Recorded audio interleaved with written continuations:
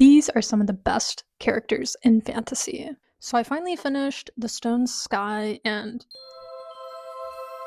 it wrecked me in the best ways possible. In Stone Sky, which is book 3 of the Broken Earth trilogy, we are concluding the story here, leaving the characters behind. And honestly, I don't think I have ever read a series where every single book was a true masterpiece, and I wasn't like, oh, that book kind of dragged. Like, truly, every one of these, amazing. I don't do the star system, but if I did, these would be like top tier. I think that Essun is one of the best, most well drawn fantasy characters ever, really. In this book, really what we get is a slow unraveling of some of the world building and information that we've had hinted at in the prior 2 books.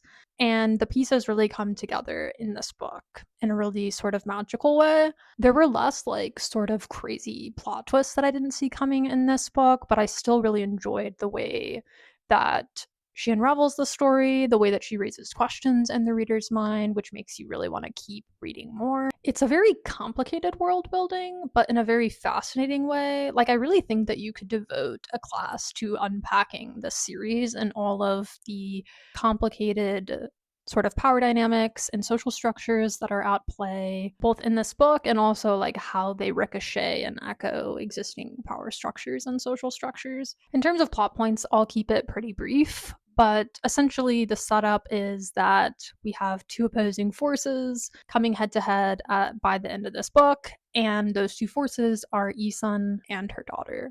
However, we also get a lot more of Hoa, the Stone Eater's background, as well as sort of like how he came to be, both psychologically and literally. I found those sections to be really quite compelling. I think one thing that Jemison does really, really well throughout this whole series is exploring the dark cost of power. I really think that she manages to get at a very complicated dynamic by looking at it and describing it very unflinchingly and breaking it down over the course of the entire trilogy. The relationship between power, exploitation, control, and empire is very well done in this whole series.